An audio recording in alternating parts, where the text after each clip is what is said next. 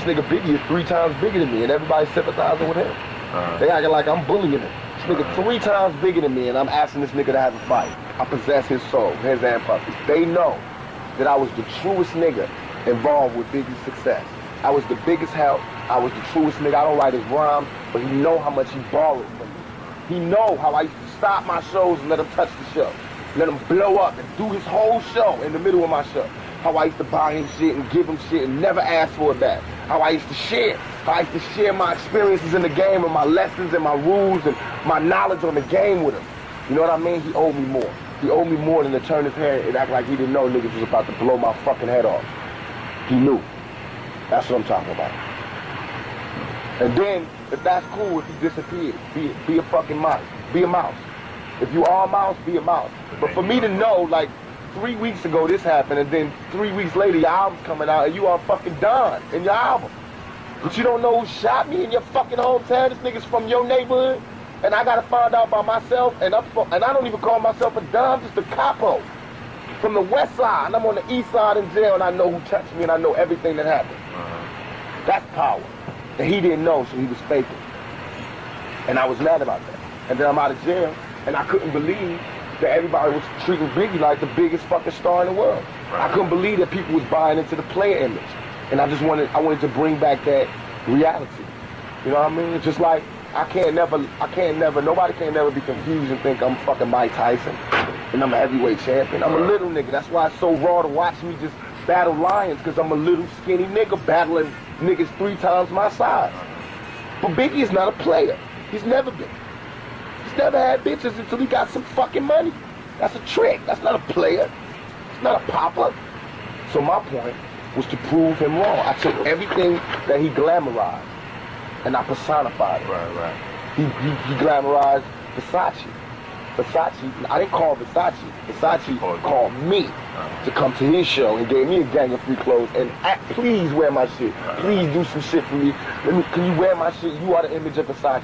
I swear to God, you are. That body, that's Versace. I swear to God, Armani, you are so handsome. You are, please, let me, you know what I mean? From him, Dolce & Gabbana, man, I ain't rapping at they show. Valentino giving me suits, gangster suits.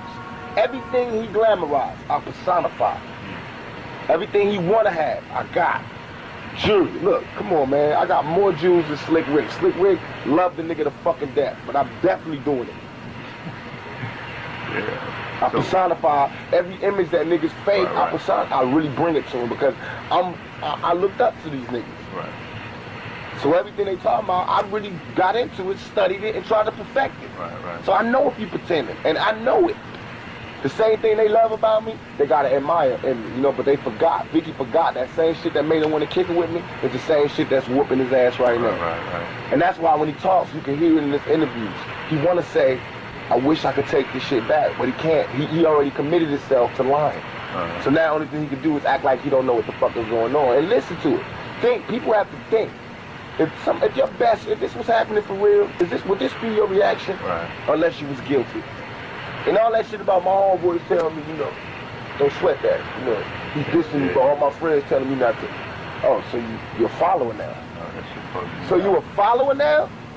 Why didn't your homeboys tell you not to make rhymes when you shooting pregnant babies in the stomach? You know what I mean? That's why niggas was like, why'd you say that on the end of your record? You was like, they kids won't grow up, boom, boom. Honestly, I didn't write none of that shit down. I didn't write nothing. I just was blowing up on the studio to keep me from really killing these niggas. And that's what came out. But I don't have no mercy in war. They didn't have no mercy.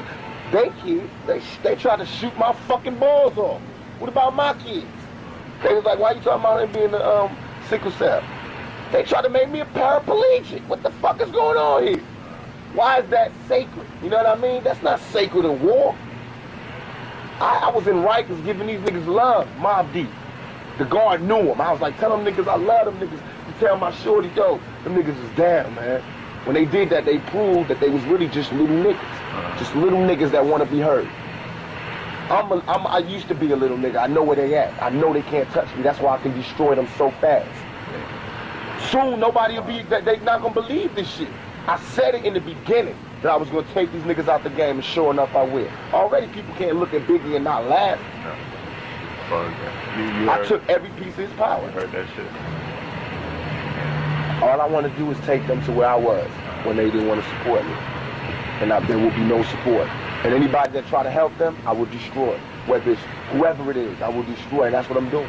Everybody that try to side with him or do a record with him or try to unify with him, I'm going to destroy. I swear to God. Can't nobody touch me right now. Maybe next month all of this will be over. But this month, I'm taking every moving target out.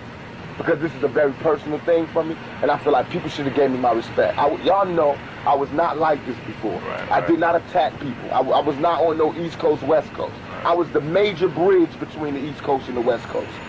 Niggas came, call me. I'll get you whatever you want. So this is very serious. It's like if America sent an ambassador to Iran and he get murdered, Iran got problems, and Iran should know that. Right. And that's what I feel about New York. They should know that.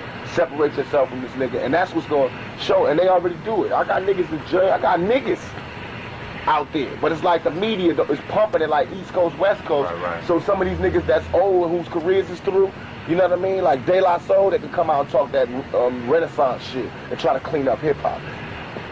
See, I'm all for positivity, I'm all for change. But I'm not for niggas masquerading. Right. You haven't sold no records, your shit ain't popping, don't come in here and start criticizing as your comeback. That's wrong. Right. Y'all, you know how hard it is. You know how you felt when you didn't have no money and no record deal. Why you gonna try to destroy another nigga career? Don't do that. Represent by example. And if you truly had a better lifestyle, then people will, you'll get 5 million sales.